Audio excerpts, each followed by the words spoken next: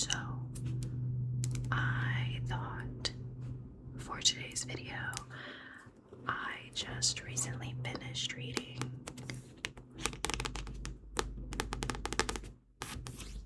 Piranesi by Susanna Clarke, and it has been all that I can think about. I think this is for sure, what am I saying I think when I've only read like 3 books this year? This is for sure my first 5-star of 2026. Woo woo. So, I sort of just wanted to yap about it, sort of do a book review. I pulled up book club questions, so if I'm looking that way, that's sort of what I'm doing. And I thought I would just go through the questions, just have a little, I don't know, book reflection, a little solo book club thing. I don't know. I just briefly skimmed through the questions, so I haven't given it much thought. I just sat down, pulled up the questions, and here we are. So, without further ado, let's talk about my first 5-star of the year. Okay, so the first question says, what were your initial impressions of Piranesi? Oh, I guess I should say, quick thing. This is for sure gonna have spoilers, so, don't watch it. Don't watch this if you haven't read Piranesi. Yeah, because I'm going to say and just talk about the whole book. So, moving on. Number 1, what were your initial impressions of Piranesi? Did he seem lonely, sane, content? So, this book is very whimsy. Piranesi just seemed to me very naive. I think that was my first, that was for sure my first thought. Oh, by the way, here was my bookmark. It's Vegeta. Cute. That was my first thought. He was very naive, even though he's introduced as a scientist. Just the way that it's written in as his journals. Like, he's very precise, very has the way of doing things, and yet I still thought of him as naive, especially when the other was introduced. You could sort of tell their power dynamic, and that the other looked down on Piranesi, making him seem more naive. Did he seem lonely, sane, content? I think a bit at times he did seem lonely with how much he was talking about. Like in the beginning, he did seem a bit... Actually, no, I really didn't get the vibe that he was lonely. The main thing was that he was just naive for me. I'm trying not to repeat. But okay. Number 2, second question. Ketterley is motivated by what he calls the great and secret knowledge. What do you think he is hoping to achieve by carrying out his investigations? I for sure want to reread the book because I feel like I missed a lot of things, and I feel like the other, or Ketterley, as we learned more about him, what was his name? The prophet said that Ketterley stole a lot of his ideas, and I feel like the other Ketterley trying to find the great and secret knowledge was his way of trying to have an idea, or like trying to find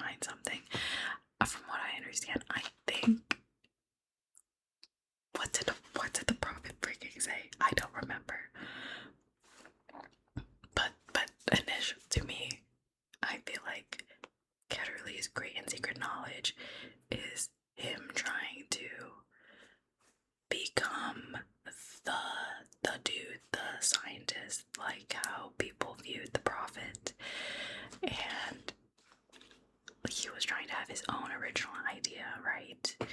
And his own original discovery, and yet his discovery is being based off of the prophets. Like, he was basing it off of the house.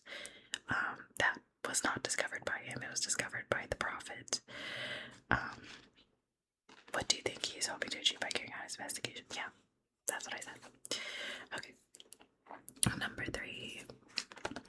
Susanna Clarke builds the world of the house in great detail, aided by Piranesi's detailed journal descriptions of each hall, each statue, and his observations of the tides. How helpful was it for you as a reader to be given such a detailed guide to the setting? Were you able to picture the scenes as Piranesi described them? Yes. It takes a bit of getting used to, for sure. Like, in the first page, you're brought into basically Piranesi talking about the tides. It's called When the Moon Rose in the Third Northern Hall. I went to the 9th vestibule, and he's talking about the tides, and he's talking about how he is being protected from the tides from the cover of a statue. And like, reading that, you're like, what the hell is he talking about? What does he mean tides? What is the statue? But yeah, it's very confusing, but very simple. Like, a couple pages in, like literally the next journal entry is a description of the world, and Piranesi explains how there's the tides, there's the middle layer, and then there's like the air where the birds are, I don't freaking know, and then there's statues, and he talks about his favorite statues. So you start to build the world in your head, and how there's like a coral reef area, and the albatross, and I don't know, it's just so weird, but weirdly vivid as well. Yeah, it's like, I feel like I see the rooms in the house so clearly, and then there's other portions of the house, like the pavement. I never really, like, is the pavement central? I don't know, but like, I just see it so clearly. I don't know. I think that's the point. The point is that it's a confusing labyrinth and you're getting lost. The car outside. You're getting lost, but Piranesi views it so vividly and beautifully. Yeah, it was very cool read. Okay, number 4, the 4th question. The beauty of the house is immeasurable, its kindness infinite. Now that you've finished the novel, how do you feel about the house? Is it a particularly good or bad place? In what way does the novel comment on the relationship between humans and their environments? Okay, there's like 3 questions in this. So, the beauty of the house is immeasurable, its kindness infinite. How do I feel about the house? Is it a particularly good or bad place? The house is... I have neither good nor bad feelings about the house, but in the way that it was described later on, with how... What was his name? Hold on. I'm looking. Hold on. With how it was described, with James Ritter,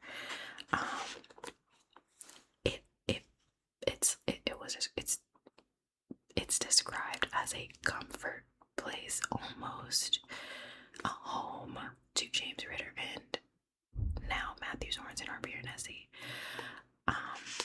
And it's like a comfort place for them to go back to, and James Ritter does not want to leave his comfort place, the house. But staying in your comfort zone and way I view it is like it's a metaphor for staying in your comfort zone, staying boxed up inside your house, right? That you know the way, you know how to expect things, where things should be, right? So you find comfort in that, and you don't want to leave. And I feel like Piranesi or Matthew Sorensen has that understanding almost that he needs to be with people. He needs to not be alone. He wants to not be alone. Even though the house is his comfort place, he knows where everything is. He wants to get outside of his box, so he knows that it's not good to stay in there so much. Even with the detective, 16, what was her freaking name? I don't know. I just call her 16. 16 also takes some time, some alone time to just explore the house. But there's always that time where you need to go back to the real world, you know? So I don't think it's a bad place in particular or a good place. I think it's bad for the people that are almost like addicted to staying there, like James Ritter almost. He's addicted to it. But it's like, I don't know. I think it's a very interesting concept and metaphor. But yeah, I have no feelings about the house. Okay, moving on.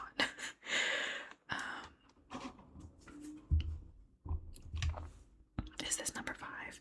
Okay, in the first part of the book, Piranesi explains his understanding of the world based on a serious examination of all the evidence he has at his disposal. He calls himself a scientist, and he has carefully observed his surroundings to reach his conclusions, even though these turn out to be incorrect. Does this make him less of a scientist? How does this change your understanding of evidence and truth in storytelling? There's a lot to this question. Okay. There's a lot to that question, and I don't think I fully digested it.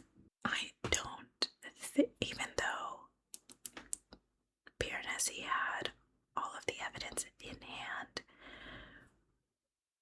but almost turned a blind eye to it, I don't think that makes him less of a scientist. In fact, I think every scientist has their own biases, has not wanted to look into something that they don't want to believe is true, right? That's everyone. But I think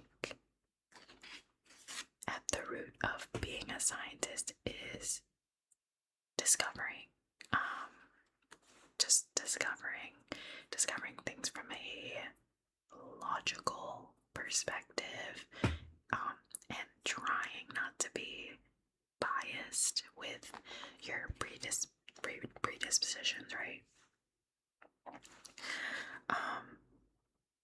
Yeah, I wouldn't say I think of Piranesi as less of a scientist, because in the end, he came to that conclusion himself, right? He saw it for what it is, and at certain points did not want to believe it, right? But he still came to that conclusion. He still actively sought out the truth, whether, even though it was a huge slap in the face and his whole world was turned upside down. How does this change your understanding of evidence and truth in storytelling? This sort of combines with how reliable of a narrative Piranesi is, right? How reliable were his journals? How reliable were the things that he was saying, right? But I think that's what makes not just Piranesi, but books that have unreliable narrators super fascinating, because you don't know what to believe. You see it from their perspective. You see it from the way that they are seeing it.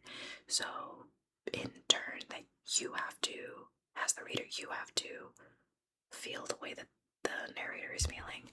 I just think things like that are super interesting. Did I answer the question?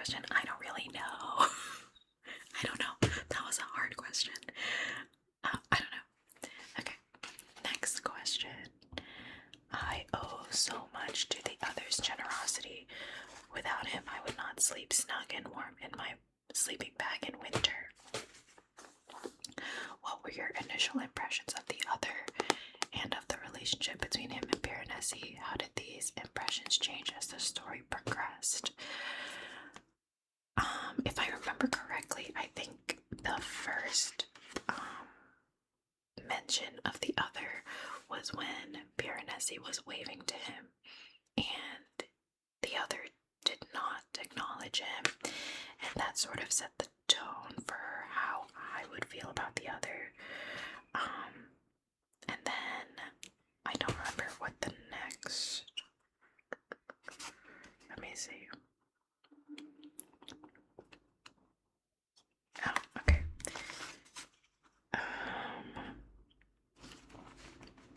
Yeah, I think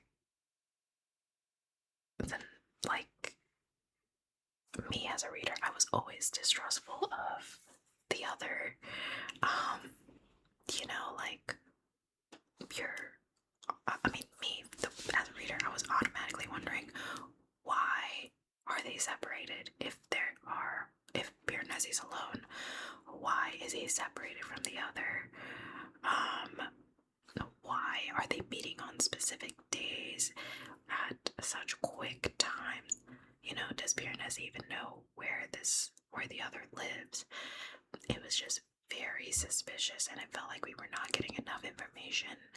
And maybe that's how that's what we were supposed to view it, is because Piranesi didn't have all that information, or once again, like, turned a blind eye to all those, like, red flags about the other. And yet Piranesi viewed the other as his best friend, his provider, basically, despite the way that the other treated him and treated him as lesser and lied to him and manipulated him. You know, what else? How else would Piranesi view him if, one, he lost his memory, and two, like, this person that shows you some type of respect is giving you all the things that you need to survive. How else would you view the other, you know? And then, of course, how did these impressions change as the story progressed? Obviously, it just felt so sad to watch it unfold and to learn the truth and how it read it, how it happened, was so sad. Like, just the extent to what Ketterley did and his to pursue something, to pursue knowledge. In Ketterley's mind, pursuing knowledge means that he had to enslave someone for years in the house, and he would just leave them there, and he was Piranesi. The house was his cage, and while, like, he didn't view it like that, the house was his cage, and it was super sad. I don't know, I just felt so icky. Icky as you learn more. Okay.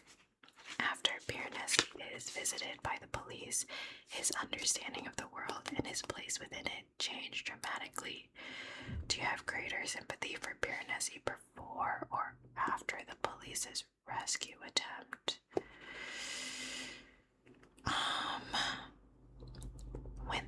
When I'm initially reading this question, is it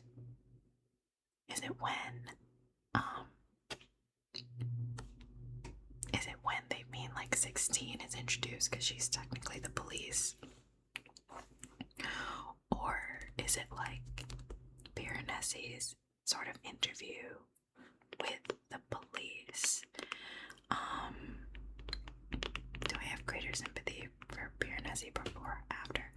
For sure after, because I wonder if, like, probably, obviously, things would still be the same for Piranesi if there was no rescue attempt.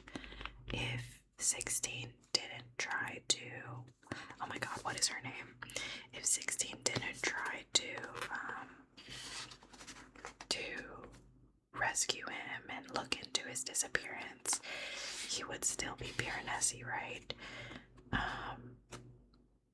it's just, I don't know. It's sad. It's really sad. Like, it shouldn't. I mean, I don't know if it should or shouldn't be, but it made me really sad at the end. Yeah, okay. Maybe it'll come up in a different question, but yeah. Next question. A reviewer for The Observer commented that the end of the novel doesn't exactly provide justice and closure is only provisional. Do you agree?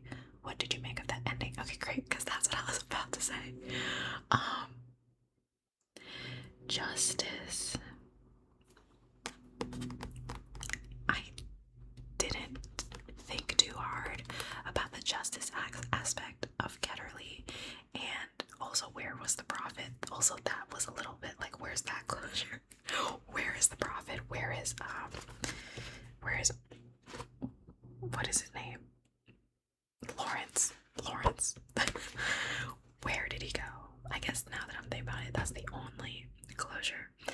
In terms of justice,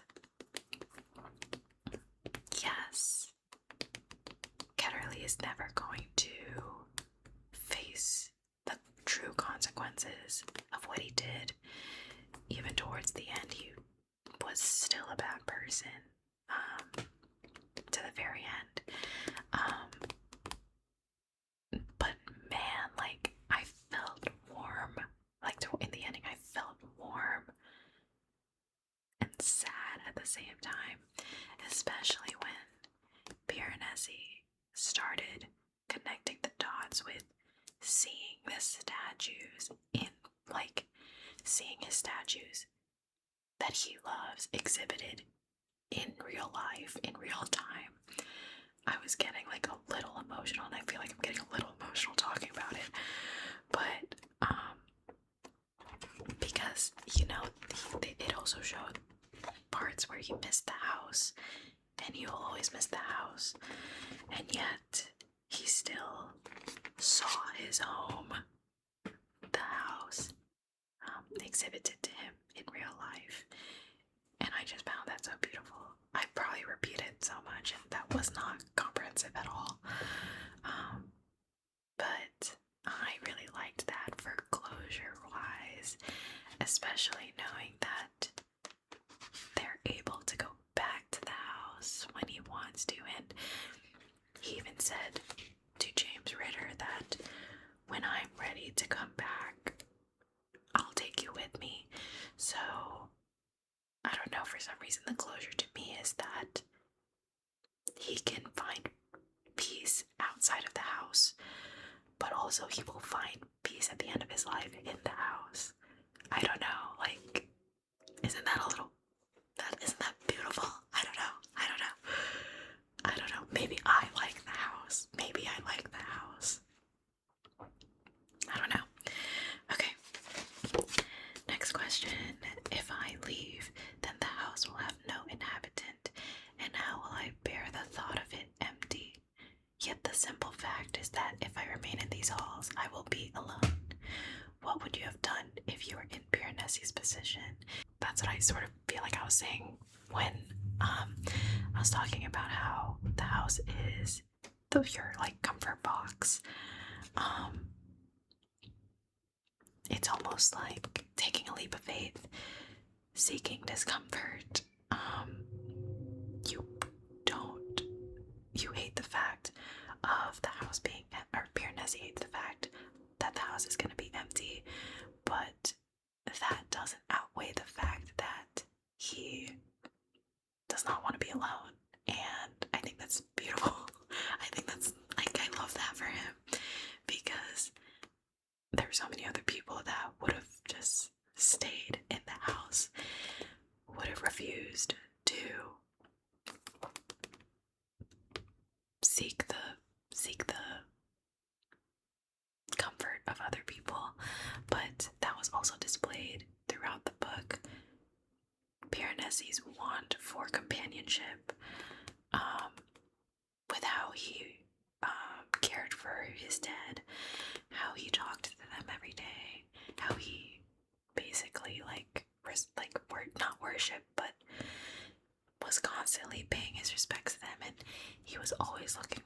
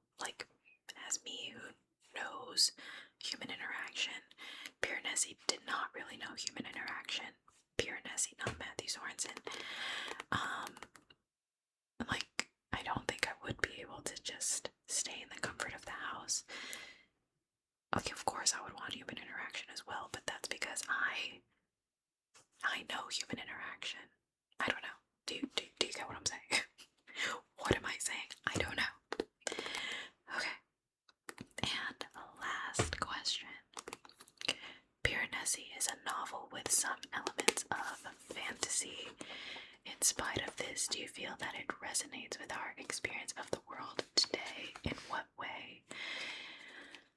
Interesting. I feel like I've like sort of just talked about this throughout all of the questions, but yeah, for sure.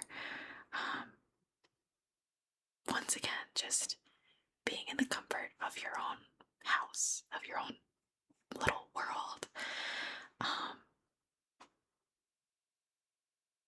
Yeah, I think it's, I don't know how else to answer this besides what I've already previously said.